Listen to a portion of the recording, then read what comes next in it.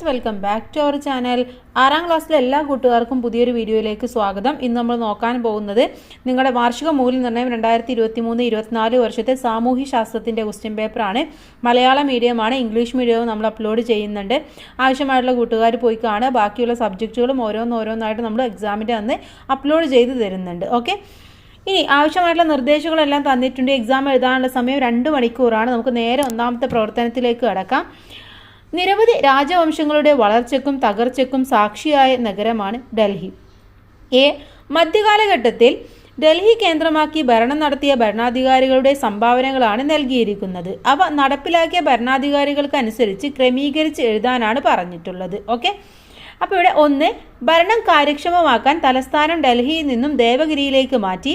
ഇബ്രാഹിം ലോധിയെ പരാജയപ്പെടുത്തി ഡൽഹി പിടിച്ചെടുത്തു. 1206 ഡൽഹി കേന്ദ്രമാക്കി ഭരണം ആരംഭിച്ചു. മുഗൾ സാമ്രാജ്യം ഏറ്റവും വിസ്തൃതി പ്രാപിച്ചു. ഇറാഖിൽ നിന്നും കുതിരകളെ ഇറക്കുമതി ചെയ്ത് സൈന്യത്തെ ശക്തിപ്പെടുത്തി. ഏകീകൃത നാണയ വ്യവസ്ഥ നടപ്പിലാക്കി. തങ്ക, ജിതൽ എന്നിവയായിരുന്നു നാണയങ്ങൾ.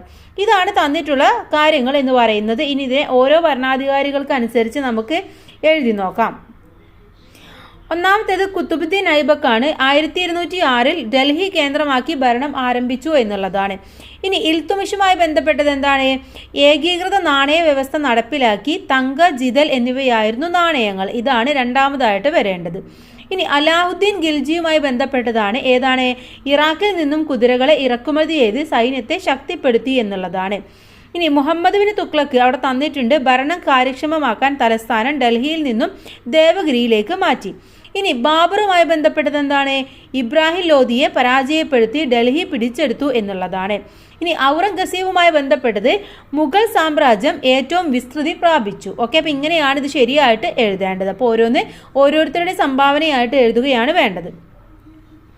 ബി ചോദ്യം, തന്നിരിക്കുന്നവയിൽ ഡൽഹി അധികാര കേന്ദ്രമാകാൻ സഹായിച്ച 3 ഭൂമിശാസ്ത്ര ഘടകങ്ങൾ ഉൾപ്പെടുന്നത് ഏത്? 1, ആരവല്ലി പർവ്വതനിരകൾ, നർമ്മദ, താപ്തി, സിന്ധു, ഗംഗാ സമതലം. 2, നർമ്മദ, താപ്തി, സിന്ധു, ഗംഗാ സമതലം, യമുനാ നദി. സിന്ധു, ഗംഗാ സമതലം, ആരവല്ലി പർവ്വതനിരകൾ, യമുനാ നദി. യമുനാ നദി, സിന്ധു, ഗംഗാ സമതലം, വിദ്യാ സത്പുര. ഇതിൽ ഏതാണ് ശരിയായിട്ടുള്ളത്? സിന്ധു, ഗംഗാ സമതലം, ആരവല്ലി പർവ്വതനിരകൾ, യമുനാ നദി എന്നുള്ളതാണ്. ഓക്കെ, അഥവാ മൂന്നാമത്തേതാണ് ഓപ്ഷൻ 3 ശരിയായിട്ടുള്ളത്. ഇനി അടുത്തത് പ്രവർത്തനം 2 ആണ്. വിവിധ കാലാവസ്ഥാ മേഖലകളുടെ സവിശേഷതകളുമായി ബന്ധപ്പെട്ട ചിത്രങ്ങളാണ് നൽകിയിരിക്കുന്നത്. ഇതിൽ എന്തുണ്ട്? പിംഗമികളുണ്ട്, അതുപോലെ തന്നെ ഇന്യൂട്ടുകളുണ്ട്, മരുപ്പച്ചകളുണ്ട്, മധ്യരേഖ നിത്യഹരിത വനങ്ങളും ഉണ്ട്. ചിത്രങ്ങൾ വിശകലനം ചെയ്ത് ഇവയിൽ ഏതെങ്കിലും 2 കുറിച്ച് കുറിപ്പ് തയ്യാറാക്കാനാണ് പറഞ്ഞിട്ടുള്ളത്. ഓക്കെ, അപ്പോൾ ഏതെങ്കിലും 2 കുറിച്ചിട്ട് നിങ്ങൾക്ക് എഴുതാവുന്നതാണ്. ടെക്സ്റ്റ് ബുക്കിലുണ്ട്. അപ്പോൾ ഞാൻ ഒരു 2 കുറിച്ചിട്ട് പറഞ്ഞു തരാം.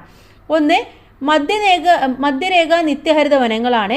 മധ്യരേഖ കാലാവസ്ഥാ മേഖലകളിൽ സമൃദ്ധമായി മഴയും സൂര്യപ്രകാശവും ലഭിക്കുന്നതിനാൽ ഇവിടുത്തെ വനങ്ങളിലെ മരങ്ങൾ ഇല പൊഴിക്കാറില്ല. അതിനാൽ ഈ വനങ്ങളെ മധ്യരേഖ നിത്യഹരിത വനങ്ങൾ എന്ന് വിളിക്കുന്നു. വനവിഭവശേഖരം പ്രധാന ഉപജീവന മാർഗമാണ്. വൈവിധ്യപൂർണമാണ് ഇവിടുത്തെ സസ്യജന്തുജാലങ്ങൾ. ഇനി മരുപ്പച്ചകളെ കുറിച്ച് നോക്കാം. മരുഭൂമിയിലെ ജലലഭ്യമായ പ്രദേശങ്ങൾ. ഒറ്റപ്പെട്ട് കാണുന്ന ഈ ജലാശയങ്ങളെ ചുറ്റിപ്പറ്റി സസ്യങ്ങളും ജന്തുക്കളും ജനവാസ മേഖലകളും കൂടുതലായി കാണപ്പെടുന്നു. അപ്പോൾ ഇതിൽ ഏതെങ്കിലും 2 എഴുതിയാൽ മതി. ഇനി ഇന്നൂട്ടുകളെ കുറിച്ചിട്ടും പിംഗമികളെ കുറിച്ചും നമ്മുടെ ടെക്സ്റ്റ് ബുക്കിലുണ്ട്. നിങ്ങൾക്ക് വേണമെങ്കിൽ അത് വായിച്ചു നോക്കാവുന്നതാണ്. ബി ചോദ്യം, നൽകിയിരിക്കുന്നവയിൽ കൂട്ടത്തിൽപ്പെടാത്ത ജോഡി ഏതാണ്? കലഹാരി ബുഷ്മൻ, അറേബ്യൻ മരുഭൂമി ബെഡോയിനുകൾ, മലേഷ്യ ഡൊമാങ്ങുകൾ, സഹാറ തൊറക്ക്. ഏതാണ്? മലേഷ്യ ഡൊമാങ്ങുകൾ എന്നുള്ളതാണ്. ഇനി പ്രവർത്തനം 3 നോക്കാം. ലോകത്തെ ഭൂരിഭാഗം ജനങ്ങളും സ്വീകരിച്ചിരിക്കുന്നത് ജനാധിപത്യ ഭരണക്രമമാണ്. ജനാധിപത്യ ഗവൺമെന്റിന് യോജിച്ച പ്രസ്താവനകൾ തിരഞ്ഞെടുത്ത് എഴുതാനാണ് പറഞ്ഞിട്ടുള്ളത്. ഇതിൽ ഏതൊക്കെയാണുള്ളത്? ജനാഭിലാഷം മാനിക്കുന്നു, വ്യക്തി സ്വാതന്ത്ര്യം സംരക്ഷിക്കുന്നു, ജനങ്ങൾ ഭരണാധികാരിയോട് കടപ്പെട്ടിരിക്കുന്നു, ഭരണാധികാരികൾ ജനങ്ങളോട് കടപ്പെട്ടിരിക്കുന്നു, ഭരണാധികാരികളും ജനങ്ങളും ഒരേ നിയമത്തിന് വിധേയരാണ്, ഭരണാധികാരികളും ജനങ്ങളും വ്യത്യസ്ത നിയമത്തിന് വിധേയരാണ്. ഇതിൽ ഏതൊക്കെയാണ്? 1, ജനാഭിലാഷം മാനിക്കുന്നു, വ്യക്തി സ്വാതന്ത്ര്യം സംരക്ഷിക്കുന്നു, ഭരണാധികാരികൾ ജനങ്ങളോട് കടപ്പെട്ടിരിക്കുന്നു, ഭരണാധികാരികളും ജനങ്ങളും ഒരേ നിയമത്തിന് വിധേയരാണ്. ഇതൊക്കെയാണ് ശരിയായ യോജിച്ച പ്രസ്താവനകൾ എന്ന് പറയുന്നത്. ബി ചോദ്യം, മ്യാൻമറിൽ ഇപ്പോൾ നിലനിൽക്കുന്ന ഗവൺമെന്റിന്റെ രൂപം ഏതാണ്? രാജവാഴ്ച, സുൽത്താൻ ഭരണം, പട്ടാള ഭരണം, ജനാധിപത്യ ഭരണം. ഏതാണ്? പട്ടാള ഭരണമാണ്. പ്രവർത്തനം 4 നോക്കാം. മധ്യകാല കേരളത്തിൽ പെരുമാക്കന്മാരുടെ ഭരണത്തകർച്ചയെ തുടർന്ന് നാടുവാഴികൾ അധികാരത്തിലെത്തി. മധ്യകാല കേരളത്തിലെ പെരുമാക്കന്മാരുടെ ഭരണത്തെ തുടർന്ന് വന്ന നാടുവാഴികളുടെ ഭരണത്തിലുണ്ടായ മാറ്റങ്ങൾ എന്തെല്ലാമാണ്? പെരുമാക്കന്മാർ, നാടുവാഴികൾ. എന്തൊക്കെയാണ് പെരുമാക്കന്മാരുടെ? CE 9-ാം നൂറ്റാണ്ടിൽ മഹോദയപുരം കേന്ദ്രമാക്കി രാജഭരണം. ഇവിടെ എന്താണ്? CE 12-ാം നൂറ്റാണ്ടോടെ നാടുവാഴികൾ അതാത് നാടുകളിൽ ഭരണം ആരംഭിച്ചു. ഇനി ഭരണാധികാരികൾ കുലശേഖരർ എന്ന സ്ഥാനപ്പേര് സ്വീകരിച്ചു. ഇവിടെയോ നാടുവാഴികൾക്ക് കീഴിലുള്ള പ്രദേശങ്ങൾ സ്വരൂപം എന്ന് അറിയപ്പെട്ടു. ഇന്നത്തെ കേരളത്തിന്റെ ഭൂരിഭാഗം പ്രദേശങ്ങളും അന്ന് പെരുമാക്കന്മാരുടെ ഭരണത്തിന് കീഴിലായിരുന്നു. കുടുംബത്തിലെ മൂത്ത അംഗം അധികാരം കൈയാളിയിരുന്നു. ഇനി അടുത്തത് വടക്ക് കോലോത്തുനാട് മുതൽ തെക്ക് വേണാട് വരെ ഭരണം വ്യാപിച്ചിരുന്നു. ഇവിടെയോ? ഇവിടെ നാടുകൾ തമ്മിൽ സമ്പത്തിനും സൈനിക ശക്തിയിലും വ്യത്യാസമുണ്ടായിരുന്നു. ഓക്കെ, അപ്പോൾ അത് രണ്ടും രണ്ട് രീതിയിലാണ് വരുന്നത്. ഇനി ഇതിലെ ബി ചോദ്യം, മധ്യകാല കേരളത്തിലെ അങ്ങാടികളെ കുറിച്ച് കുറിപ്പ് തയ്യാറാക്കാനാണ് പറഞ്ഞിട്ടുള്ളത്. എന്താണ് കൂട്ടുകാരെ അങ്ങാടികൾ എന്ന് പറഞ്ഞാൽ? ഗ്രാമങ്ങളിൽ ഉൽപ്പാദിപ്പിക്കുന്ന വിഭവങ്ങൾ അങ്ങാടിയിൽ കൊണ്ടുവന്ന് കൈമാറി. അങ്ങാടിയുടെ വളർച്ച പ്രാദേശിക കച്ചവടം ശക്തിപ്പെടുത്തി. അനന്തപുരം, കൊല്ലം, കൊച്ചി, കോഴിക്കോട്, പന്തലായനി തുടങ്ങിയവയാണ് അന്നത്തെ പ്രധാന അങ്ങാടികൾ എന്ന് പറയുന്നത്. ഇനി നേരെ പ്രവർത്തനം 5 CE 5-ാം നൂറ്റാണ്ട് മുതൽ 15-ാം നൂറ്റാണ്ട് വരെയുള്ള കാലഘട്ടം ലോക ചരിത്രത്തിൽ മധ്യകാലം എന്ന് അറിയപ്പെടുന്നു. മധ്യകാല യൂറോപ്പിൽ വിവിധ മേഖലകളിലുണ്ടായ പുരോഗതി വ്യക്തമാക്കുന്ന ആശയഭൂപടം പൂർത്തിയാക്കുക. മധ്യകാല യൂറോപ്പ് നഗരങ്ങൾ, വാസ്തുവിദ്യ, വിജ്ഞാനം ഈ 3 തലത്തിൽ എങ്ങനെയൊക്കെയാണെന്നാണ് പറഞ്ഞിട്ടുള്ളത്. അപ്പോൾ നഗരങ്ങൾ ഏതൊക്കെയായിരുന്നു? നഗരങ്ങൾ കച്ചവട പ്രാധാന്യമുള്ള സ്ഥലങ്ങളും കരകൗശല വ്യവസായ കേന്ദ്രങ്ങളുമാണ് നഗരങ്ങളായിട്ട് മാറിയിട്ടുള്ളത്. ഇനി വാസ്തുവിദ്യയിലോ?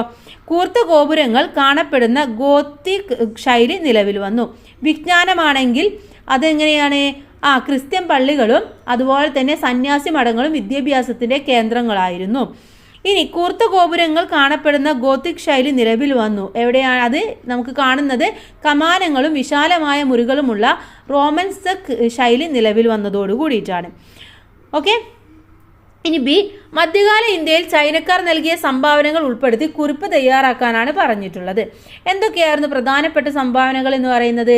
അച്ചടി യന്ത്രം, വെടിമരുന്ന്,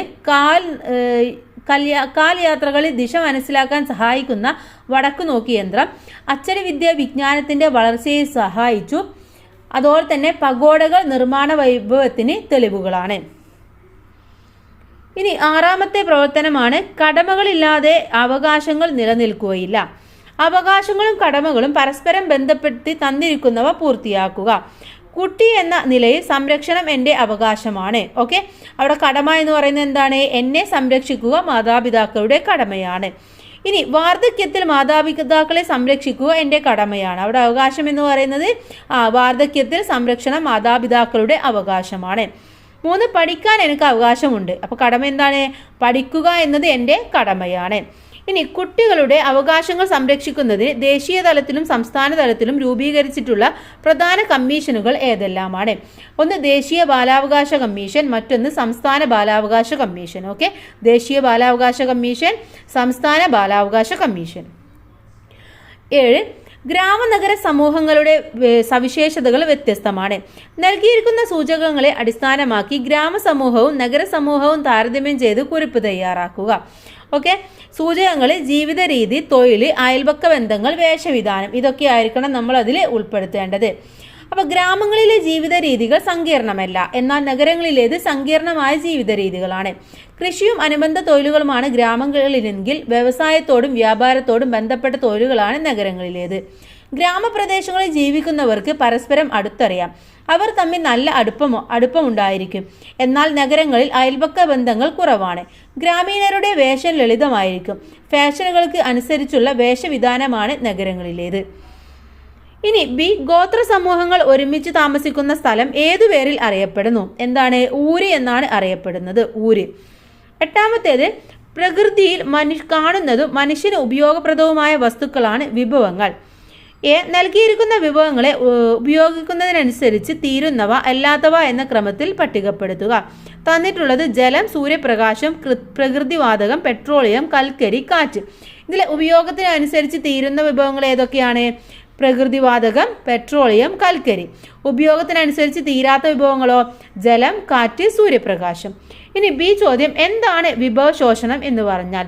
അനിയന്ത്രിതമായ ഉപയോഗം മൂലം വിഭവങ്ങളുടെ അളവിലും ഗുണത്തിലും ഉണ്ടാകുന്ന കുറവാണ് വിഭവശോഷണം. ഒന്നും കൂടെ പറയാം. അനിയന്ത്രിതമായ ഉപഭോഗം മൂലം വിഭവങ്ങളുടെ അളവിലും ഗുണത്തിലും ഉണ്ടാകുന്ന കുറവാണ് വിഭവശോഷണം. അപ്പോൾ ഇത്രയുമാണ് ഈ ഒരു ക്വസ്റ്റ്യൻ പേപ്പർ, സോഷ്യലിലെ മലയാളം ക്വസ്റ്റ്യൻ പേപ്പർ.